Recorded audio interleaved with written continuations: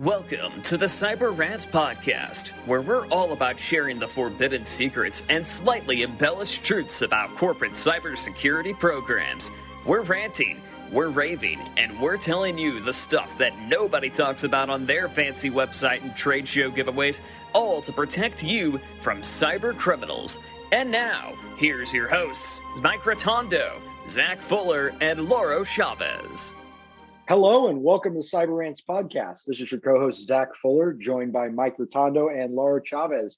And today we are talking about the different methods, different ways that people go about securing their organizations, from MSSPs, which are managed security service providers, to the virtual CISO, to cybersecurity program development, services. We're going to try to cover it all and the pros and cons of each. But before we do, Mike, you want to kick us off with the headlines? Hey, good morning and welcome to the Cyber Rants Podcast headlines section. A cyber hack causes Toyota to shut down production. There's a couple stories about this. Toyota halts production after suspended supply chain attack. Apparently, Toyota has temporarily halted its vehicle production lines due to what has been reported as a cyber attack experienced by Kojima Industries, one of their plastic part suppliers. Toyota would not confirm the malfunction was a result of the cyber attack, and the origins of the cyber attack, the malware used, and the scope of the damage used is currently unknown. However, the company decided to halt its 14 manufacturing facilities located throughout Japan today, which averages about 13,000 vehicles per day. So I say, like, the 4Runner couldn't get more expensive. Exactly. Yeah. And I've heard full-size Tundras are up over 100 now for the TRDs. This is not a Toyota commercial. It is Luciano's Feed and Tackle. Over 100,000 medical infusion pumps vulnerable to years-old critical bug. Data collected from more than 200,000 network-connected medical infusion pumps used to deliver medication and fluids to patients shows that 75% of them are running with known security issues that attackers could exploit. The findings reveal that tens of thousands of these devices are vulnerable to 6 critical security flaws, 9.8 out of 10, reported in 2019 and 2020. So enjoy your next hospital stay. A stealthy Daxon is China's most advanced piece of malware, and there's a couple stories about this. Daxon espionage backdoor ups the ante on Chinese malware. Long story short is Daxon malware is taking aim at hardened government networks around the world with the goal of cyber espionage. According to Symantec, they announced the APT weapon in action in November, noting that it's the most advanced piece of malware Symantec researchers have seen from China-linked actors, exhibiting technical complexity previously unseen. Daxon's specific scope of operations includes reading and writing arbitrary files, starting and interacting with arbitrary processes, advanced lateral movement, and stealth capabilities. So the crazy thing about Daxon is that I think it's been out for a while, and they're just now finding it because it's so well built that its stealth operations can hide the traffic in normal communications traffic. Very scary. 2022 may be the year cybercrime returns its focus to the consumer. Threat analysts expect 2022 to be the tipping point for a shift in the focus of hackers from large companies back to consumers. This prediction is the result of several factors that make consumers a lot more lucrative to threat actors today than previous years. Plus, there's less risk. Cyber criminals like to follow the shortest and most accessible pathway to achieving their goals. And when it comes to targeting corporate networks, the best chances lie at targeting remote workers. 2021 was the year of the crypto miner, primarily due to the rising value. Many consumers invested heavily in virtual assets, and most of these new investors don't know how to protect them adequately. Cyber criminals also are attempting to lure potential victims to malicious websites, set up SEO poisoning attacks, create malware masqueraded as game cracks, or even use social media, YouTube, IM channels to promote these files directly. And finally, adware. Reason Labs estimates the number of ad injectors and clickers to rise in 2022 as they are easy to spread and hard to detect, map, and stop. Finally, the ransomware threat actors have moved to larger targets in previous years, entirely snubbing consumers. Now the trend is targeting consumers who hold something of valuable and asking for small ransom payments from a large number of victims. So they're starting to see a shift out there. Now, we've all heard about what's going on in Ukraine and Russia and all that kind of good stuff, that we even had Anonymous involved, among other things. And we've all heard in the media about the risk of increased cyber attacks. So I included this one story. Email cybersecurity firm Avanan said it has seen a sudden and significant uptick in Russian-based phishing attacks and credential harvesting over the past few days, targeting U.S. and European customers. Avanan began analyzing the 2 million plus customer email boxes they protect for signs of increased Russian phishing shortly after the Cybersecurity and Infrastructure Security Agency, CISA, warned on Feb 16th about an ongoing 2-year Russian-led campaign targeting cleared U.S. defense contractors with similar attacks. The sharp increase began on Feb 27 and is approximately 8 times larger than the volume they normally see under baseline conditions. Additionally, Microsoft accounts are also being targeted by phishing emails to users warning of Moscow-led account hacking have started to make their rounds, looking to lift credentials and other personal details. The subject line for the Microsoft message is Microsoft account unusual sign in high activity. Unusual sign in activity. And that's about all I got. There are some good other additional headlines in there. A lot about Anonymous. Anonymous is hitting websites. They're going after Russian state-run media. They're looking at other things. Ukraine has an entire hacking brigade going, so do the Russians. The Belarusians are doing the same thing. A lot of interesting reading. I just don't want to dig too far into the war because, if you're running a small business, you're probably not top of Moscow's hit list. So with that, Laurel, what do you got? Thanks, Mike. So this week for exploits, I've got just really want to talk about a pretty common software out there. If you're using the Cobian backup set of softwares, there's quite a few vulnerabilities. A lot of them will include denial of service, and then of course an uncoded service path that'll get you access to some of the application's internal workings that then you could use to bypass that. So this is a cloud-based backup service. So if you're using Cobian, just make sure that you've got your upgrades in place and that you can't be vulnerable to this exploit. All right, awesome. That's all we got for exploits this week. Zach, what are we talking about today? Fishing? Well, fish and tackle. I need some flies. Bait tackle and an internet service. Yeah, maybe one of those little. Actually, from Luciano's, maybe I could just get one of those little frogs that like hop across the water when you pull it. There you go. Gotta keep him from chasing it. Yeah, there you go. And if anybody's wondering who is Luciano, it's actually Mike's cat. So that's where that came from. We had a cat issue earlier in the recording and had to do some re-recording. So yeah, Luciano is a big orange 30-pound cat. So giant beast. Yeah, he's a special guest. What's special about it is you don't really know when he's going to be the guest. Exactly. But now that we're through that, we are going to take a quick commercial break, and when we come back, we are talking about managed security services providers, virtual chief information security officers, and cybersecurity program development services. So we'll have a conversation all around that off the cuff. We'll see where it goes. We'll be right back. Cyber Rants Podcast. Get your copy of our best-selling book, Cyber Rants, on Amazon today. This podcast is brought to you by Silent Sector, the firm dedicated to building world-class cybersecurity programs for mid-market and emerging companies across the U.S. Silent Sector also provides industry-leading penetration tests and cyber risk assessments. Visit silentsector.com and contact us today. And we're back. All right, Mike, Laura, as we see out there in the wild, there are a lot of options for people that have cybersecurity needs. Lots of stuff out there in the marketplace, lots of stuff being pitched. So our job and our mission for today's episode is to help them navigate that. What does that look like? How do they understand what they need, the different types of services and solutions out there, and the pros and cons of each? So we're going to obviously try to set aside our somewhat biased opinions from being in the industry and just talk about these different approaches. Of course, we always, like to believe, everybody likes to believe their approach is right. But that being said, let's start out with probably what we see as the most common out there, the good old fashioned managed security services provider, or MSSP. Let's talk about what this is. Do you guys want to chat, or should I just keep ranting? Well, I'd like to start out with saying that I have the ability to see both sides of an argument, so I can see where the other person is wrong, because I am 100%. Everybody's entitled to your opinion, Mike.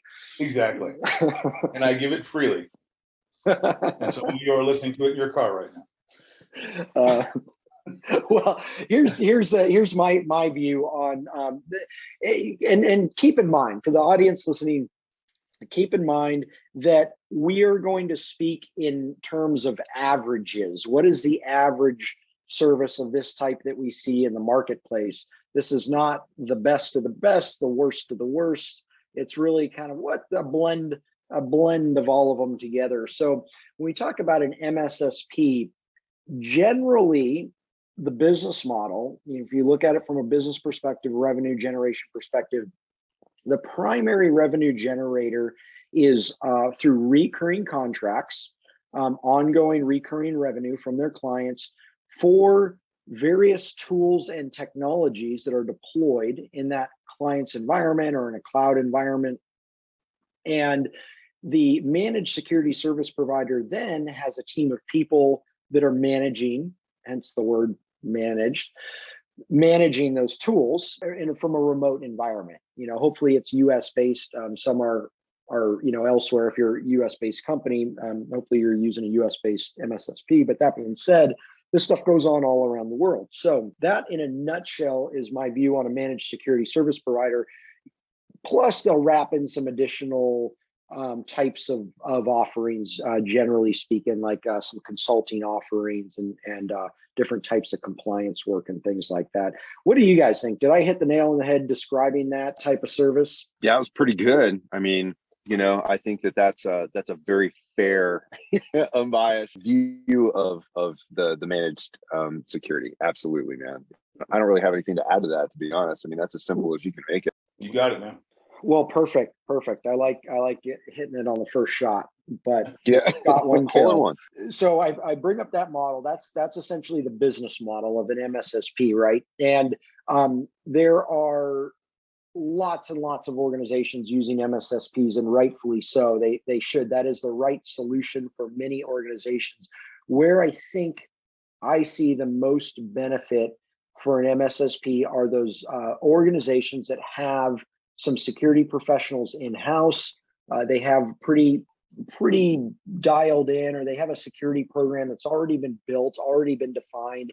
And the MSSP is adding additional capabilities in terms of just visibility on the environment, right? Having that, for example, one of the common features might be a 24/7 security operations center, or SOC, right? And that might be something that the MSSP will offer you. Those organizations can benefit from the MSSP because they have additional team with expertise in those tools that are deployed. So they don't necessarily have to have that expertise in-house. And they have that eyes on glass, continuous monitoring. They have kind of some checks and balances through that. Anything else, any other major benefits you guys see on the MSSP side? It's cost effective. Yeah, it's augmentation, and that's a good thing. Yeah, and cost effective, right? Because otherwise you're having to find expertise and build capabilities and that sort of thing. Well, I mean, let's be honest, staff is hard to find right now, especially quality staff. It absolutely is. So the MSSP, so I would say, again, generally speaking, if you're an organization that has a formal security program, at least either in place or getting close, you're really working on dialing things in and want to bring in some outside capabilities, that the MSSP would be an excellent route to go to, again, add visibility to your environment, add some different capabilities to your risk management program. So those are the pros. That's what they can do. Now let's talk about the cons, or who the MSSP may not be a fit for. Well, one I can think of is larger organizations that have the majority of the engineers in place and the automation in place to be able to manage a lot of the control states that are going to be in compliance frameworks like PCI and NIST and those sorts of things. So they're doing a really good job there, and maybe the only thing they're missing is the leadership. Finding top level leadership is hard to get a lot of times. And so you may have, transitioned a bunch of IT engineers over into a cybersecurity space, and you've got all those capabilities there, but the kind of visionary piece is missing. And I think at that point, maybe, some of the capabilities that the MSSP can offer might, be not suited unless it's just consulting hours or a leadership piece. That makes perfect sense. And I would add to that as well, the smaller companies, right, that need more than the tools and monitoring they need somebody to come in and formalize a cyber risk management program and provide some more direct hands-on support with the infrastructure, with the systems that they already have. So I think that MSSP fits a huge market that's kind of that middle market and upper middle market space that has their stuff together pretty well and could use those additional capabilities but don't want to build that in-house because they don't, they still don't have the resources like a larger enterprise. Yeah, I know. Good point. The smaller organizations really, it's hard for them to benefit from that because they do need so much more than the usual service offering is going to be. Well, in a lot of situations, that's going to be overkill for them, right? I mean, you need to have someone internally that understands security at some level. Otherwise, in MSSP, if you're solely relying on someone else to manage it for you, that you don't know what they're telling you. I mean, they could tell you that the flux capacitor on the security module is broken and we need another $10,000 worth of hours. Wow, and it's impossible to get a flux capacitor now with all the delays in shipping and stuff. I know. Ever since Toyota stopped producing them, yeah, it's been tough. But ransomware, what are you going to do? But yeah, no, there are some the organizations that's exactly the case, right? A lot of the kind of the mid-market emerging size organizations that don't have that formal risk management program in place. A lot of times they're just going to get sold a bunch of tools and products, and it's going to be like, well, good luck, but not actually knowing how that moves the needle in terms of risk management for their organization. So they can get tied into a lot of things that don't necessarily make sense for the organization if they find a provider that's maybe less than honest with them and really just out to looking to sell tools. Now, the other thing I would say about the MSSP also, it's important to keep in mind that that's a pretty simple process, right? There are lots and lots of people. There are major product and tool distributors out there, and then the MSSPs will essentially resell through them. And they have kind of their suite of stuff that they can sell you, their list of products, and they have some people that are trained up on those products and will sell you, plug them in. So it's pretty easy business model to run without extremely high levels of expertise, I might say. Is that fair, or am I being a little harsh? No, I think that's fair. I mean, the sales engineer gig is like, learn this tool well enough to make it look cool to the customer so we can sell a widget. So pretty colors and dashboards. That's not what cybersecurity is all about? No, not always. It's like set up an environment that works perfectly with this tool so that we can flawlessly demonstrate to the customer. 60% of the time, it works every time. Yeah, in our test environment, it's especially crafted for this. So that said, you're essentially looking primarily at PROC. Now let's move on. Let's move on to the next topic here, which is the next option that people have, right? And well, we're not going to go through all the options. There's always a do-it-yourself approach. There are different methods, but the next major place that people look is a virtual CISO, also called a fractional CISO or CISO, however you prefer to pronounce it. We're talking about a Chief Information Security Officer, also called CISO as a service. Lots of names for it, but essentially what you're getting there is a strategic level consultant. So you probably can't afford or don't necessarily have a need for a full-time Chief Information Security Officer. So excellent in mid-market and smaller organizations that in that space. You don't necessarily have the budget for that, but for a full-time person, but you can get somebody's time every week or month or whatever the tempo might be to kind of guide you. And hey, here's what you need to do. Here's what to think about, kind of create some roadmaps, give you some guidance and that sort of thing. That's the typical virtual Chief Information Security Officer approach. Generally, these are individuals that have been in various levels, various executive roles, leadership levels of cybersecurity in their career, oftentimes with large organizations, and they've gone out on their own. I think that's the most common approach, is kind of the individual consultant, the solopreneur that's gone out and become a virtual Chief Information Security Officer. And then some security companies offer that as a service as well. I mean, we certainly do.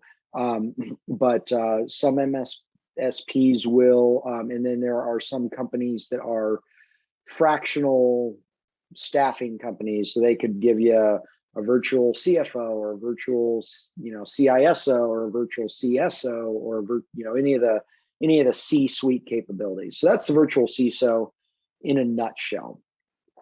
So who might that be good for? What are your thoughts? Where would that be the ideal solution for an organization? Well, I mean, vCISO is good for your smaller company. I mean, if on a fractional basis that has a compliance requirement, or they have customers requiring them to hit certain goals from a security perspective. So that's where the vCISO is going to come into play, all the way up to, your medium-sized companies that, like some of the customers that we see that have continual turnover of security personnel simply because they don't have the budget. The vCISO product is good for maintaining a stable environment, or at least a stable vision for security for the company. However, the vCISO does not necessarily give you the tool set that an Mssp would give you, as far as, it's more of a consultancy, less than a hands-on engineer type solution. So also, I think, so I see the benefit in all through the spectrum of businesses. Depends on where you're at. If you need some cyber leadership, if you're a small business and you need some cyber leadership to come in and just kind of, validate the things that you think you need to do, and give you a little bit of a down the road perspective of what it takes. I think a fractional CISO is great for that. And even if you're a medium-sized business and you're either missing leadership, or you've got, and this is, I guess, for the medium and the large businesses, there's usually a gap in leadership, right? And we talk about that turnover. The executive leadership sometimes gets pulled into these hard to refuse offers, right, for other organizations. There's a lot of poaching going on right now as cyber professionals, right? So that's just, unfortunately, you got to expect that. And so I think the vCISO and the fractional can do augmented, cyber leadership, and like you said, Mike, to keep that cyber vision consistent for how it's been, so that you don't have a whole bunch of new leadership come in and rip out old plans and build new plans and then leave, and then we're in the same vicious circle again. And where I think the virtual CISO is most beneficial are for those companies, like you said, they have capabilities internally to implement. They have a real sharp IT team, real sharp development teams. They have people, maybe some entry levels, some security analysts or something like that, to do a lot of the hands-on work, the more technical work. Because generally speaking, the downside of the virtual chief information security officer type consulting is that it's usually going to stop 99% of the time. It's going to stop at strategic. They're going to provide guidance, direction, and all that. But when it comes down to some of the more detailed aspects of the job and what needs to be done, you're going to have to bring in either your internal expertise for the technical pieces, or bring in additional people. So, for example, a virtual chief information security officer, again, 99% of the time, is not going to do your penetration testing, right? Or they're not going to deploy your endpoint protection across your environment, or not going to get a lot or very heavy into more complex architecture of your environment. For example, it's going to be much more at the high level, kind of think executive level type role. Is that fair to say? Yeah, I think there's always going to be a one-off, of course, but yeah, I think that the majority of those types of services, yeah, if we're into cons, that's certainly one of the limitations of the service, is that you're just getting leadership expertise, right? And upper management expertise. So if you've got a large team and you lose your CISO, and morale drops, right? Because the security team gets, they're with the governance team and everybody else, they're pretty close together. And so when they may have done all these fun adventures and had golf outings and all the cool stuff that gets thrown on the company dime, right? That the cybersecurity team gets to do for breaks. Hopefully your companies are doing that. Anyways, if you lose the leadership for whatever reason, a retirement or even the poaching situation, I think that's where you need to think that, that individual is going to be good for that type of management, that type of visionary leadership. And, like you said, Zach, one of the limitations is going to be the technical work that may need to be done. Another way, I guess, to say it is that, a VCISO is going to come in and say, you need to do vulnerability scanning internally. And then you're going to have to look to some technical expertise, whether internal or external, right, to determine what it's going to cost to do that, what that's going to look like from an implementation perspective, and how best to get the benefit of the service and all that work. But that's pretty much, hey, we need to build a wall now. Go get the concrete guys to come in here, because I got whiskey to sip. Ideally, you get, your vCISO company will be able to perform some of those tasks. For example, silent sector. If we're going to say you need to do vulnerability scanning, internal and external, you need to do pen tests, that sort of thing. We can provide those services. You don't want one of the problems with the solo practitioner vCISOs is that they don't have those arrows in their quiver, right? I mean, they just don't have them. They have to go and find and source and that sort of thing. Whereas a more fully formed company like Sound Sector actually does have those additional capabilities available to you. Yeah, but we're like a unicorn, though. We can't really throw us into the mix here. I don't think it's fair, right? So we've been talking for a while, and I think other than the first commercial, we need to talk about how wonderful we are. So I don't know. We're the unicorn of cybersecurity. Yeah, totally. No, we are absolutely the unicorn of cybersecurity services. I mean, that's 100% fact, right? So, but I think it's unfair, right? That's why we're supposed to have an unbiased opinion about this conversation. And Mike, you're throwing in, cyber sector's the best. I mean, it is. Like I said, I can see both sides of the argument, and I'm just, showing you guys where you're wrong. Yeah, you're like Ron Burgundy. Hey, everybody, come look at how good I look. Yeah, exactly. Yeah, my new boots. So, I do want to throw this in though, buyer beware, right? Because this is what I see. We hear about this from different people in the community and business leaders and such. We hear the virtual chief information security officer. What you need to know is that it can be an excellent service. They're certainly not all created equal, but also know that for the most part, that's the start of your spend. That's the beginning of your expenditure. That's not the all-encompassing solution, right? So when you bring on a virtual chief information security officer, you better be ready for them to tell you, hey, you need to use this service, and you need to buy these products and tools. And so be prepared to open up that checkbook. It doesn't stop at strategic guidance. You still have to implement. So from a cost perspective, make sure that you understand that. But what a virtual chief information security officer can also do for you is help you understand what these things should cost, who's competitive in the marketplace, understand how to be a smarter shopper of anything that you need. So have we beat a dead horse on the virtual CISO? Yeah, I think so. And I think one of the things that we can talk about, and I don't know if this is next on your agenda, is MSP selling security services and pretending to be MSPs. That might be a whole nother episode. I think that needs to be its own episode. I think we've harped on that off and on throughout the episodes. But yeah, the IT service provider that is all of a sudden a cybersecurity company. I've seen examples of that in some of the financial plays and things that are going on in the cybersecurity world right now, where people are doing mergers and roll-ups and all that fun stuff for this security gold rush. And 1 minute you're an IT company, and the next minute, oh wait, no, we're a cybersecurity company now. I don't want to go down that rabbit hole. But we have one guy that does cybersecurity, and we're a cybersecurity firm. Exactly. He is on chapter 6 of the CISSP book.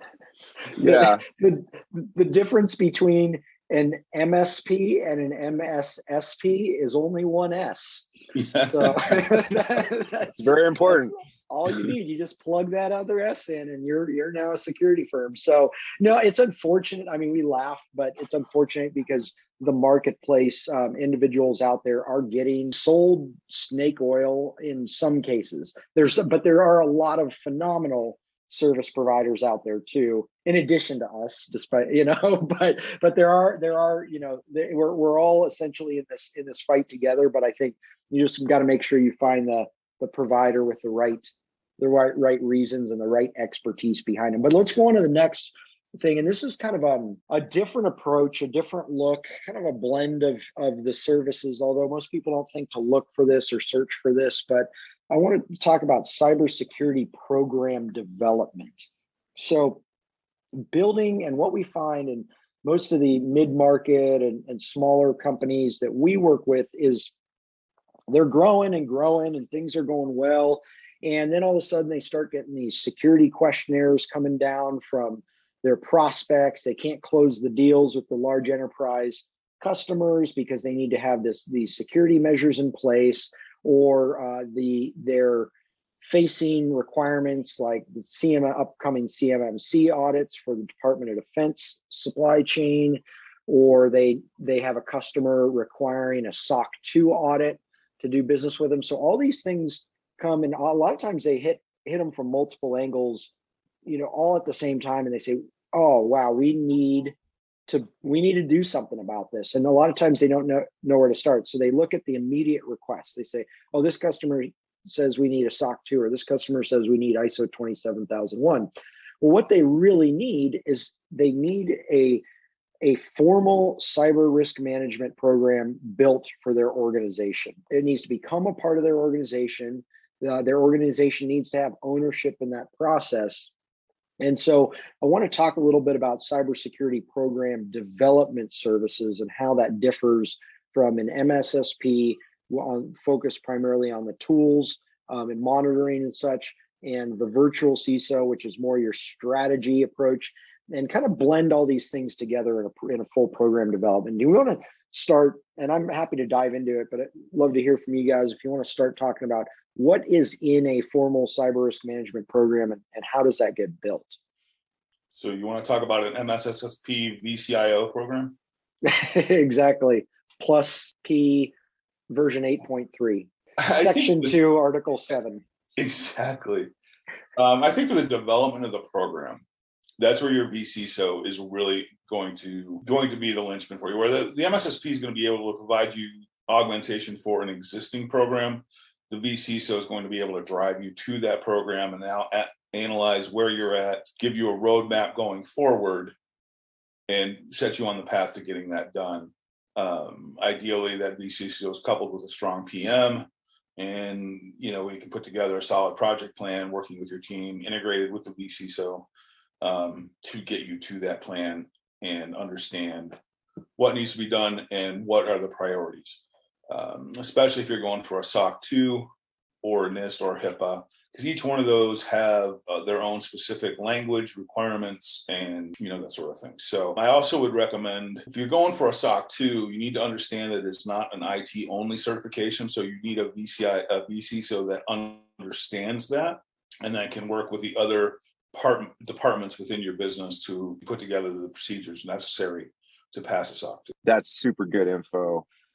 I think this is probably the best path to take, right? Because risk management, like you said, Zach, is something that it's a proactive defensive mechanism for your business, right? This is how you become a hard target, is actually building a cybersecurity risk management program and sticking with it, right? Making it part of operations. And so this is going to give you I'd say this is going to be the most successful, right? Because an MSSP, if for specific services, might not include this type stuff. vCISO for specific things may not include this type stuff. So specifically looking for the program development portion is going to give you the highest success of not only, because everybody's going to have different reasons they're going to come to cybersecurity, right? Well, usually it's to drive, it's because they have a $1 million deal that they can't get through because of a security questionnaire, right? Like you said, Mike asking for SOC 2 or whatever, right? And so they're gonna pick, well, I've been asked for SOC 2 the last 14 questionnaires, maybe that's the right thing to do. The truth is that you should have a partnership that can come in and tell you what's probably the best thing to do for your business. Is it SOC 2? That might not necessarily be true.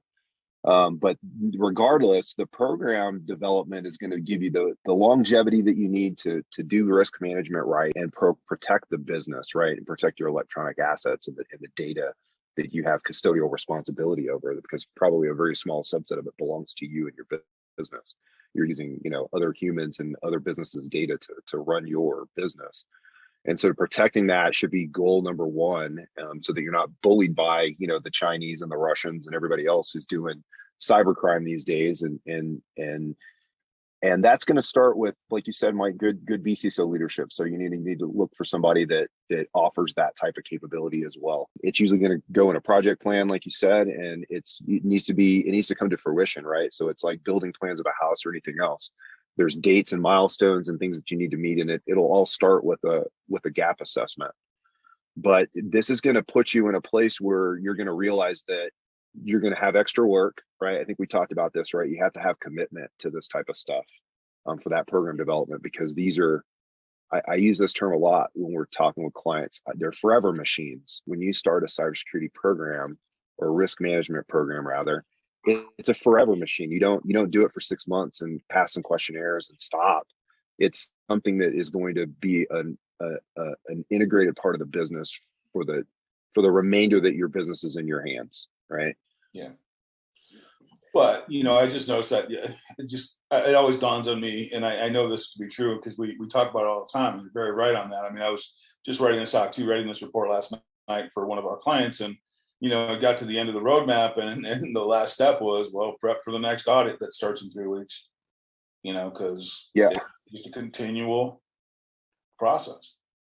It's a continual process. And Zach, you asked, like, how do you get started with this? It started with picking a framework. It started with looking at, starting to do a data inventory where we have data, classifying the data, understanding how we're protecting that, right? Whether it's intellectual property or we're housing social security numbers, things like that. And it all starts there. But there's things you have to do. You have to understand your vulnerabilities. You have to understand what the attack surface looks like from a cyber criminal's perspective. So you're going to be required to do pen testing. You've got to educate your people. You've got to maintain this compliance state 24/7. And then every year you need to measure yourself again against the same framework. Have we done things better? Are we missing things? Has the framework changed and updated itself based on the industry? Things like CIS will do very frequently, right? Things like PCI will do. They will continually evolve with the industry, right? And so that's the important thing about picking one of these frameworks, is pick one that has an evolutionary reaction to change. And so as the industry changes and technology changes and the attack surfaces change, the regulations will change too, as well as your business will. But you're right, Mike. By the time you get done with one assessment for the year, it's time to start planning the next one, unfortunately, because it is continual every year. And we call it the anniversary date, right? To do that. It's like being married to the framework. So just kind of to dovetail what you're saying about the evolutionary nature of these cyber frameworks, cyber risk frameworks, or cybersecurity frameworks, or whatever you want to call it. The problem is that they only change every 3 to 4 years. But the environment that we live in changes daily. So you really need to keep up to date, and you need someone keeping up to date for you to enhance those. You can maintain those requirements, but there are additional threats, attack vectors, and other things that come up on a daily basis. And so you need someone like a vCISO that is on top of those things, that is aware of them, can bring them to your attention, and immediately get you on the path to fixing something that wasn't a vulnerability yesterday, was not called out in NIST or PCI or HIPAA or SOC or anything else, and isn't a requirement, but for security purposes is necessary. I want to point out the difference too, going back to the technical implementation of these things, right? And that's what we were saying about the vCISO is essentially there could be a gap in talent. So if you're one of those organizations that doesn't have the capabilities of a security architect or engineer or even analyst, that's something you're going to want to look for. So when you're looking for cybersecurity program development, the vCISO capabilities should be there, but you should also have the capabilities of an engineer, an architect, an analyst, project manager, right? Because all of these skill sets are different but complementary, and they're all going to be needed to actually implement that framework that you guys were describing, whichever framework it is, and they're all 95% the same, but you're going to need some of that additional hands-on support. So I just wanted to point that out too. So when you're looking for a security services partner, what are the capabilities, and do they match what you need to get done for your organization, right? Do they fill in the gaps, the shortcomings that you have as an organization internally? And if you only need one specific piece like the leadership portion or something, that's outstanding. You're ahead of the rest, or most. But keep that in mind when you're looking for providers. There's a blend. There's no one size fits all. Make sure you find the one that matches your organization's needs. And that said, we're past time here. Any final comments or smart remarks before we jump off? Stay classy, planet Earth. Yeah, definitely stay classy. And yeah, yeah, do the program development option. That's going to give you the best. That is certainly going to give you the best overall risk management and longevity for anything. Exactly. Well, thank you everybody for listening, for joining us. Please rate the podcast, leave your comments, leave us your notes. The articles, again, are at cyberrantspodcast.com. Share it with your friends. Let us know what you want to talk about on future episodes, and we will see you next time. Pick up your copy of the Cyber Rants book on Amazon today. And if you're looking to take your cybersecurity program to the next level, visit us online at www.silentsector.com. Join us next time for another edition of the Cyber Rants podcast.